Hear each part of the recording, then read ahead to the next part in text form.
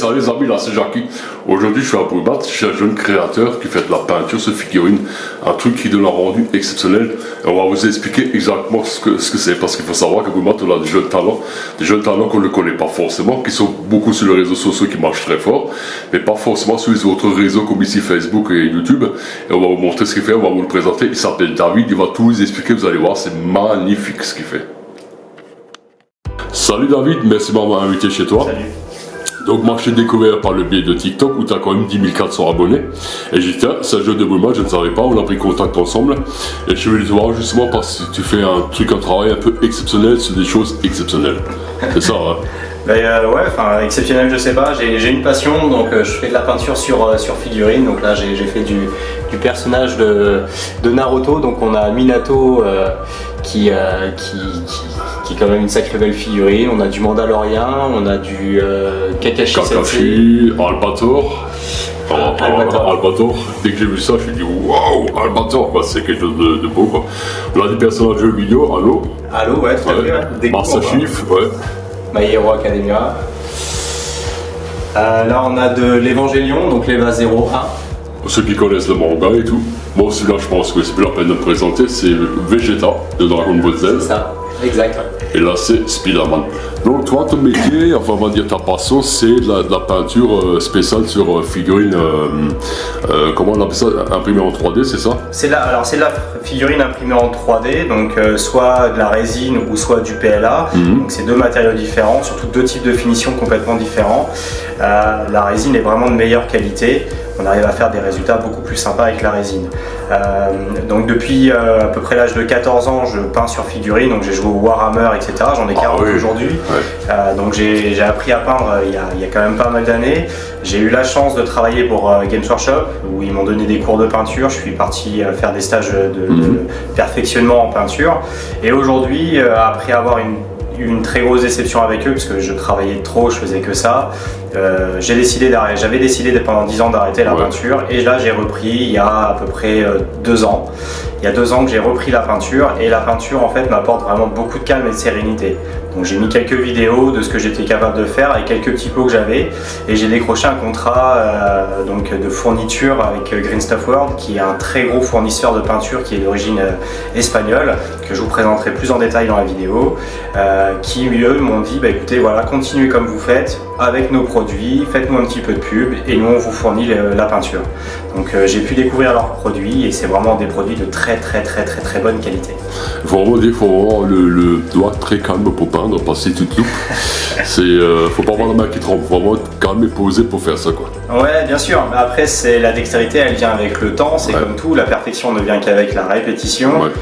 Ça demande beaucoup de temps, c'est pour ça aussi que y a beaucoup de gens qui viennent me voir en disant moi j'aimerais bien savoir faire, etc. Et j'ai l'intention de créer ma petite micro-entreprise pour pouvoir donner des cours de peinture aux gens, et aussi faire de ça en fait un petit complément de revenu, faut pas se mentir. Donc voilà, je vais essayer de faire un petit complément de revenu avec quelques ventes de figurines de temps à autre. Et transmettre ton expérience et ton savoir-faire. Ça, bien sûr. Ce qu'on va faire, on va faire un plan de coupe et on va passer au niveau de l'atelier pour montrer aux gens justement comment tu travailles, et expliquer un peu, et également ton sponsor pour montrer comment ça fonctionne. Ça marche. Donc là, tu m'as expliqué que ton partenaire, c'est ça, c'est Green Stuff World. Ouais, c'est ça, ouais, tout à fait. Ouais. C'est l'ancienne que vous voyez là. Voilà. Et là, je t'en prie, prends place là. Voilà, en fait, par exemple, ils m'ont fourni toutes les peintures que vous pouvez voir ici. Donc c'est des peintures de type acrylique avec, là on a de la peinture acrylique, on a de la résine, on a des liquides de masquage, plein de petits produits, des encres. Après là, c'est avec ça que je vais protéger les figurines, que je vais mettre des sous-couches dessus. J'ai de quoi faire du flocage, des fausses herbes, et l'accumulation de tout ça, plus un peu de savoir, et du coup, ça nous permet de faire des très belles réalisations, comme vous avez pu le voir juste avant. Voilà. C'est quand même incroyable, parce que je vois le matériel et tout, faut vraiment connaître, faut vraiment maîtriser pour arriver à faire tout ça quoi. Et là je vois également que tu es en train de faire des très belles figurines là-bas derrière là. Alors, j'ai mis deux figurines, enfin 3 figurines pardon, qui sont en cours d'élaboration. Donc une première qui m'a été livrée, donc voilà, je les reçois comme ça, donc là ça c'est du PLA. Donc c'est une finition assez sympa, mais c'est perfectible. Et là par contre on a de la résine. Donc là la résine, ça permet d'avoir vraiment des pièces qui sont très bien détaillées, aussi bien que ce qu'on peut trouver dans le commerce clairement. Donc je vais les peindre, je les reçois séparés, je vais les peindre séparés. Et une fois que j'aurai commencé à les peindre, on a les résultats qu'on peut avoir. On va dire que c'est pas du made in China en plastique comme quoi tu peux commander sur internet et qui est moulé dans un bloc. Là c'est vraiment les pièces sont séparées de A à Z, sont assemblées et tout, c'est vraiment le travail de qualité, c'est pas un bloc où t'as un morceau qui craque, tous les cassés quoi. On n'est pas sur, alors je vais faire de la com sans vraiment vouloir en faire, mais on n'est pas sur du Micromania entre guillemets où vous allez acheter une figurine à 30 balles qui n'est pas peinte par quelqu'un, c'est clairement des rouleaux encreurs qui vont faire la peinture, ou alors voire même c'est des pièces sont teintées dans la masse. Donc là c'est un travail qui est un travail de longue haleine. On a une première étape de peinture après avoir mis la sous-couche où je vais commencer à préparer mes reliefs avec un ancrage.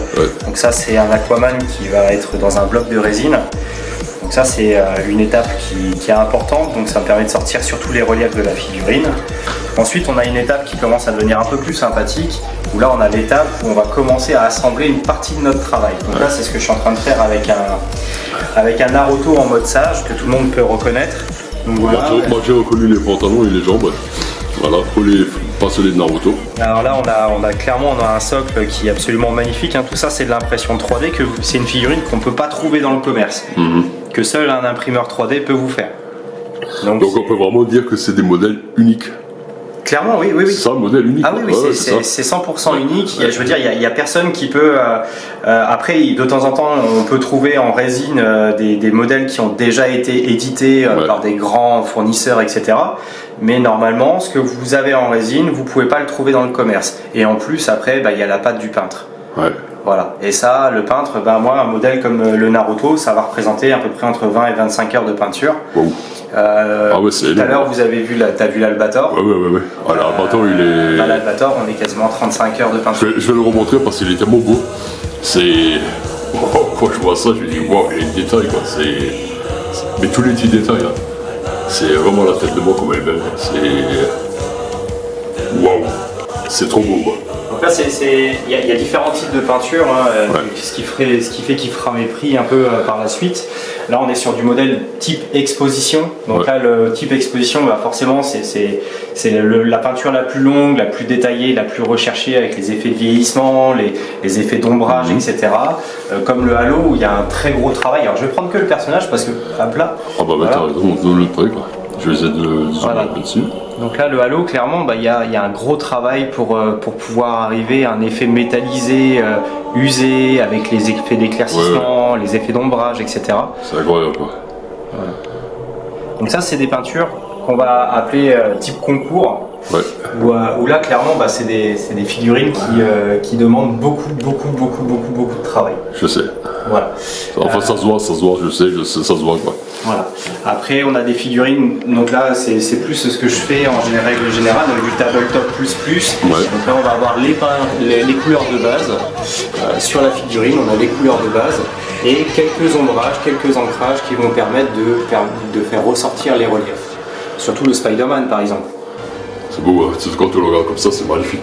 Et tu m'as dit, à ce moment, tu organises un concours. Ah, j'en organise. Justement, parce que tu montres. En ce moment, sur ma chaîne TikTok, en ce moment, je vous propose de gagner deux choses. Parce que j'aime bien faire les choses en grand, entre guillemets. Avec un de mes imprimeurs, on a fait le Vegeta qu'on vous fait gagner. Donc, il faut vous inscrire sur mon compte TikTok. Je pense que Jackie, tu vas nous mettre le lien de mon TikTok. Alors, c'est dlb.painting. Je vais le mettre. C'est ça. Donc voilà, on vous propose, donc il y a quelques petites conditions à faire, à identifier 4 personnes, s'abonner aux personnes qui ont participé pour la création de ce projet et puis liker 2 de mes vidéos. Donc jusque là, je pense qu'il n'y a rien de difficile. Il n'y a rien de difficile, quoi. Voilà. Et c'est aussi un moyen de se faire connaître par un plus large public par la suite également. Quoi. Mon but, c'est vraiment par la suite de vraiment m'élargir un petit peu. Voilà. Et donc du coup on vous propose de gagner ce fameux Vegeta, mais il y a encore un autre truc qui est très sympathique. C'est beau. Et on vous propose aussi de gagner un échiquier Harry Potter qu'on est en train de faire. Donc là vous pouvez voir les vidéos sur mon compte. Et j'ai un ami qui est menuisier ébéniste qui est en train de réaliser actuellement le plateau. Le plateau, c'est un plateau en bois avec de la résine, etc.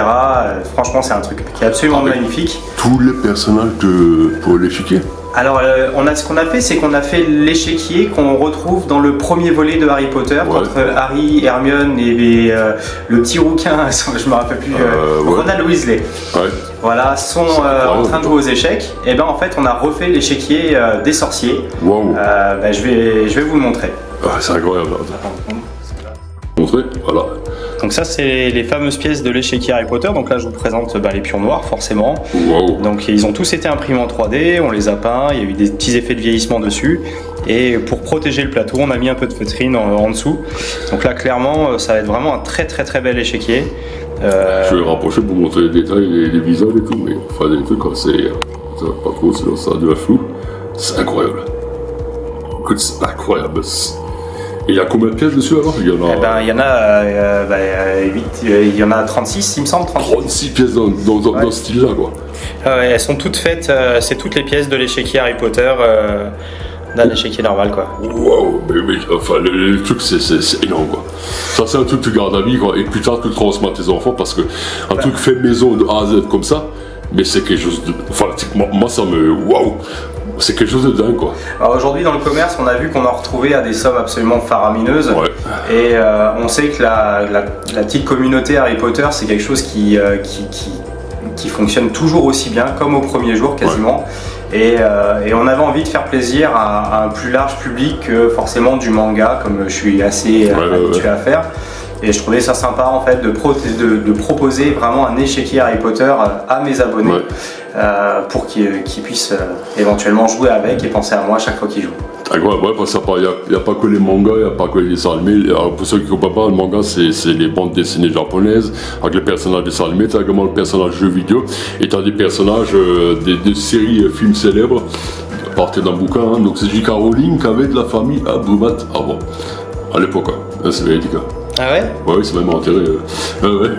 Parce que la CNN a fait un reportage avec elle à Brumat. D'accord, ok. Écoute, c'est vraiment magnifique. Donc, David, est-ce que tu as un truc à rajouter? C'est une longue vidéo, les amis, mais qu'on a un créateur à Brumat qui fait des choses exceptionnelles, des choses que moi j'avais pas encore vues en vrai, quoi. Je veux dire, il faut le montrer, quoi. Et c'est vraiment, il habite vraiment Brumat, je vous le dis, et par contre, je vous donnerai pas son adresse, hein, pour ça vous passez par la messagerie, ce qui est tout à fait normal, hein, je veux dire, on préserve toujours, toi. Et donc, on rappelle que TikTok c'est dlb.painting.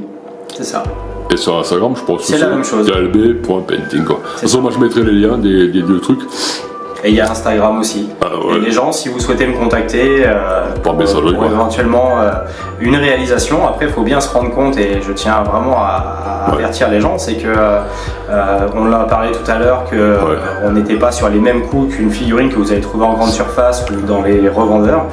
Mais par contre, clairement, c'est vous achetez de l'unique.